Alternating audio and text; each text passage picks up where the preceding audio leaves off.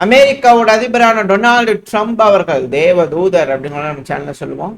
Donald Trump அவர்கள் ஈரானோட போர் very கம்ப்ளீட்டா பண்ணியாச்சு. அதான் புட்டின் அவர்கிட்ட பேசினேன். அப்புறம் எதுக்கு பேசினாரு அப்படின்னு தெரியல. பட் நான் புட்டின் அவர்கிட்ட பேசணும். ஓ, ஈரான்ல என்ன இருக்கு? நேவி இருக்கா? No navy, no communication, no air force, ஒண்ணுமே இல்லை. ஒண்ணுமே லெஃப்ட் இல்லை.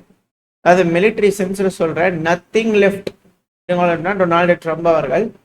அது மட்டும் இல்லாம ஈரான்ல புதுசா அப்பாயின்ட் பண்ணிக்கிறாங்களே அயத்துல்லா மொஜ்தபா கமேனி அவர்கள். எனக்கு வேற ஒரு எண்ணம் இருந்தது. அவரு நாடு ஆள்றது வந்து பாத்தீங்கன்னா ஒன்றும் சரியா இருக்கிற மாதிரி தெரியல. நான் ஒரு வேற எண்ணத்துல இருந்தேன், வேற ஒருத்தவங்களை சூஸ் பண்ணலான்னு இருந்தேன் அப்படிங்கிறத. பட் ஆனால் அதை பத்தி யாரு என்ன எதுங்கிறது பாயிண்ட் அவுட் பண்ணாம அவர் இது போல ஒரு ஐடியா வச்சுக்கிறாரு ட்ரம்ப் அவர்கள் அப்படிங்கிறத போல புரிஞ்சுக்கலாம். இப்போ இந்த போருங்கிறது ரொம்ப சீக்கிரமா முடிஞ்சிடும் போல தெரியுது. நான் வந்து 4 to 5 வாரம் ஆகுன்னு நினைச்சேன். அந்த டைம் ஃப்ரேம்ல இருந்து ரொம்ப முடிஞ்சிடும் போல தெரியுது வேகமா. ஏன்னா ஒண்ணுமே இல்லை அவங்க கிட்ட அப்படிங்கன்னா ட்ரம்ப் அவர்கள். இதே ரஷ்ய அதிபரான விளாடிமிர் புட்டின் அவர்கள் ஏதாவது சமிகைகள் கொடுத்துருக்காரா அப்படிங்கிற கேள்வி. சரி, அவர் என்ன பண்ணிக்கிறார் அப்படிங்கிறது போல எட்டி பார்க்கலாம். அப்படின்னா முக்கியமான பாயிண்ட்ஸ் அவர் நிறைய விஷயம் சொல்லியிருந்தார். நடுவில் கூட நிறைய பேசியிருந்தாரு. ரஷ்யா உக்ரைன் பிரச்சனையை கொஞ்சம் ஸ்டாப் பண்ணதுனால நம்ம அதை பார்க்கல. பட் ஆனால் இப்போ பேசுனதுல சில முக்கியமான விஷயம் என்னன்னா, ஆயில் சப்ளைஸ் அப்படிங்கிற இந்த ஸ்ட்ரைட் ஆஃப் ஹார்மோஸ் அப்படிங்கிறது க்ளோஸ்டா இருக்கு. இதுல ட்ரம்ப் அவர்கள் என்ன சொல்லியிருந்தாருன்னா, ஸ்ட்ரைட் ஆஃப் ஹார்மோஸ்ல கூடிய சீக்கிரம் ஓப்பனா இருக்கு, கவலைப்படாதீங்க அப்படின்னு சொல்லியிருந்தாரு. பட் ஆனா புட்டின் அவர்கள் என்ன சொல்லியிருந்தாரு அப்படின்னா, ட்ரம்ப் அவர்கள் அப்படி சொன்னார். புட்டின் அவர்கள் என்ன சொல்றாருன்னா, கம்ப்ளீட்டா க்ளோஸ் ஆயிருக்கு ஸ்ட்ரைட் ஆஃப் ஹார்மோஸ்ங்கிறது. ஸோ மிடில் ஈஸ்ட்ல இருக்கக்கூடிய ஆயில் சப்ளை அந்த வாங்கிட்டு இருக்கக்கூடிய நபர்கள்லாம் ஸ்விட்ச் பண்றாங்க சப்ளையரை. இப்போ ஸ்ட்ரைட் ஆஃப் ஹார்மோஸ் இல்லாம மிடில் ஈஸ்ட் இருக்கக்கூடிய ஆயில் வருது அப்படின்னா அது இப்போ இருக்கக்கூடிய டேர்ம்ஸுக்கு அன்ரியலிஸ்டிக் அப்படிங்கிற புட்டின் அவர்கள். நம்பகத்தன்மையே இல்லை, அதெல்லாம் வந்து உண்மையே இல்லை அப்படிங்கிறதோட ஒரு தரப்பு வந்து. அது மட்டும் இல்லாம எனர்ஜிக்கான சப்ளையரோட காம்படிஷன்ல இந்த உலகம் ரொம்ப வந்து பாத்தீங்கன்னா தீவிரமா இருக்கு. அந்த இடத்துல தான் நம்ம இப்ப இருக்கோம். ரஷ்யாவோட எனர்ஜி கம்பெனி நம்ம ஏன் வந்து இதை யூஸ் பண்ணி ஸ்டெபிலைஸ் பண்ணக்கூடாது? இந்த இப்ப இருக்கக்கூடிய இந்த சூழ்நிலை ஸ்டெபிலைஸ் பண்ணக்கூடாது.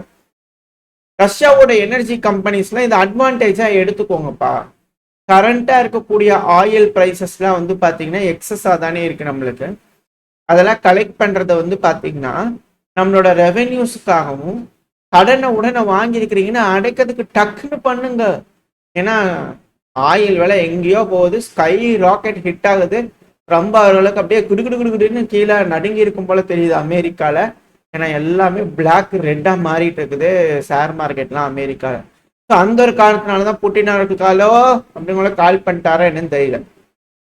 அதனாலதான் இம்மீடியட்டா இந்த ஈரான் பிரச்சனையை முடிக்கணும் அப்படிங்கிறதுல ட்ரம்ப் அவர்கள் தீவிரம் காமிச்சிட்டு இருக்காரு. அது நடக்குமா அப்படின்றது கேள்வி. ஏன்னா ஈரான் தரப்பு வந்து 10 வருஷத்துக்கு இருக்கலான் இருக்கோம்.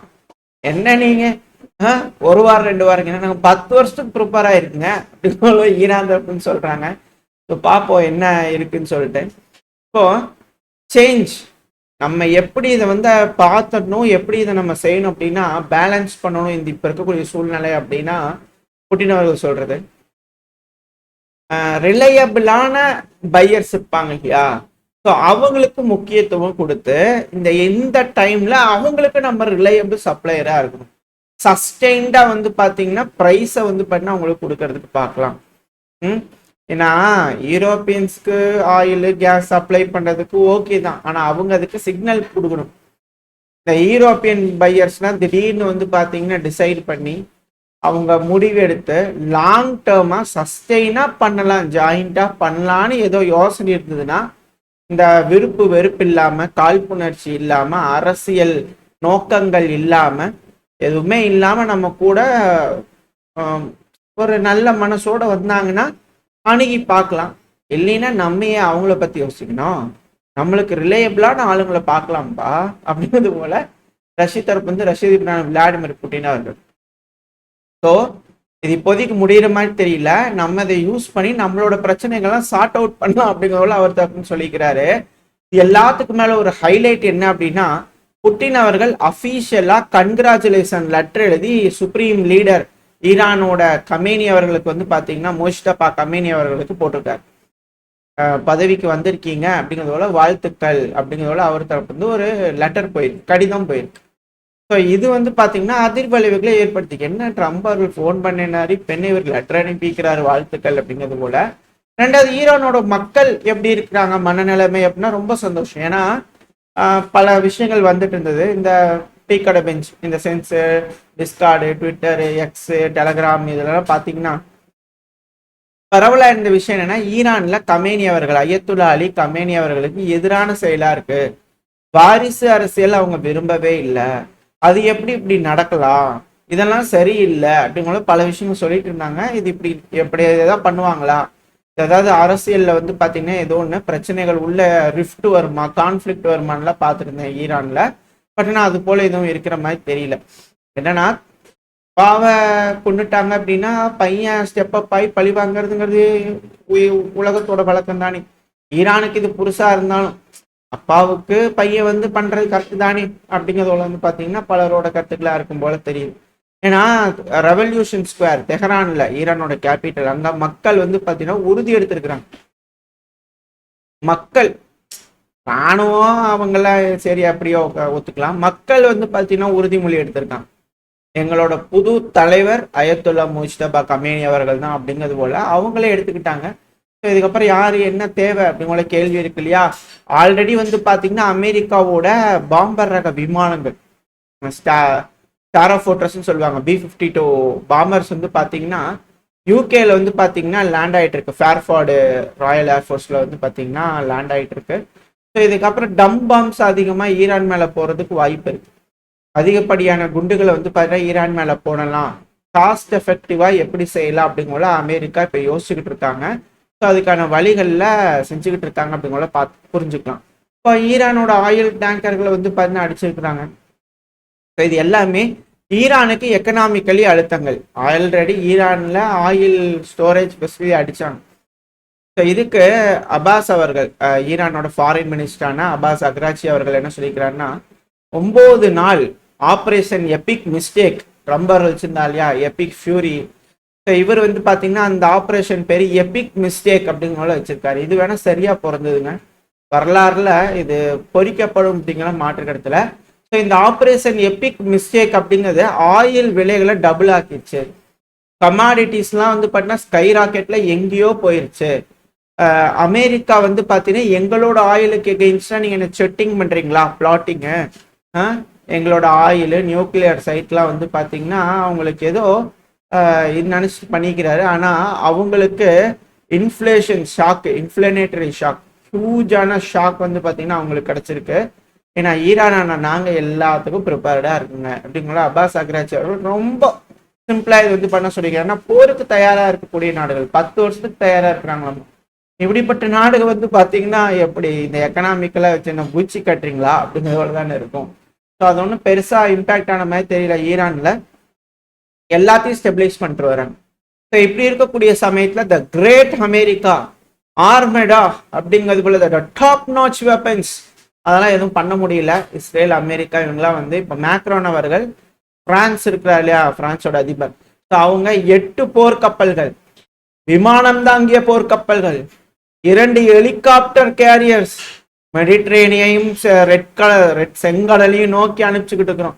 ரைட் ஆஃப் ஹார்மோஸ்ல நாங்க காலை வைக்கும் போது ஓப்பன் ஆகும், யாரும் தடுக்க முடியாது அப்படிங்கிற பிரான்ஸ் அவர்கள் சொல்லியிருக்கிறாரு. வாங்க பார்ப்போம் ரைட் ஆஃப் ஹார்மோஸ்ல விடுங்கோ. ஏன்னா 800 நாட்டிக்கல் மைல் தொலைவுல தான் இப்போ வரைக்கும் இருக்காங்க அமெரிக்காவோட போர்க்கப்பல்கள். கொஞ்சம் உள்ள வந்தாலும் டக்கு டக்குன்னு மிசைல் லான்ச் பண்ணிடுறாங்க ஈரான். ஸோ இப்படி இருக்கக்கூடிய சமயத்துல பிரான்ஸ் அவங்களோட படைகளை அனுப்புறாங்களா. கொஞ்ச நாளைக்கு முன்னாடி தான் யூகே கேட்டதுக்கு வேண்டாம் ரிஜெக்ட் பண்ணேன்னு ட்ரம்ப் சொன்னாரு. பிரான்ஸ் தரப்பு வந்திருக்காங்க. ஸோ இதுலேருந்து என்ன தெரியுதுன்னா, அவங்க ஒன்லி அமெரிக்கா அப்படிங்கிறது முடியல. ஸோ ஆலைஸ் அவங்களோட சப்போர்ட் கொடுக்க வந்திருக்காங்க. அது மட்டும் இல்லாமல் ஜெலன்ஸ்கி அவர்கள் வந்து பண்ணா இந்த புதியாருக்கு நேரங்கள் இருப்பாங்க இல்லையா, ஸோ அவங்கள கூட பேசும்போது ஜார்டன்ஸ்க்கு எக்ஸ்போர்ட்ஸ் அனுப்பியிருக்காங்களாமா. இங்கேயே ஒன்றும் காணும். அங்கேயும் இப்போ லார்ஜ் ஸ்கேல் அட்டாக் நடந்துட்டு இருக்கு உக்ரைன்லயும். அங்கேயே எதுவும் தடுக்கிற மாதிரி தெரியல. பட் இங்கேயாவது ஏதாவது தடுக்கலாமா அப்படிங்கிற ஜோர்டனுக்கு எக்ஸ்போர்ட் அனுப்பியிருக்காங்க.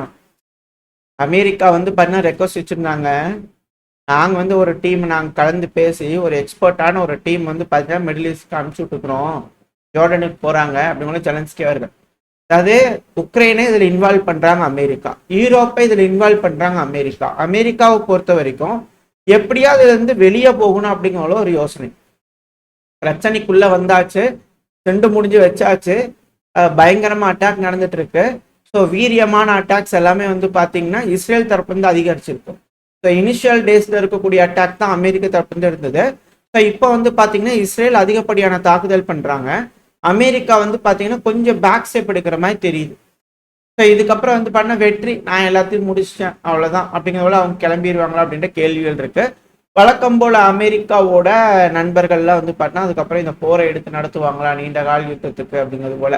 ஏன்னா அமெரிக்கா வந்து பார்த்தீங்கன்னா தொடர்ந்து இது போல சமாளிச்சுட்டு இருக்க முடியாது. இதுல என்ன ஒரு செக் பாயிண்ட்னா அப்படிலாம் தப்பிச்சு போக முடியாது. ஏன்னா அவங்க சீஸ்ஃபயர் அப்படிங்கிற கேட்கறதுக்கான காரணமே இதுதான்.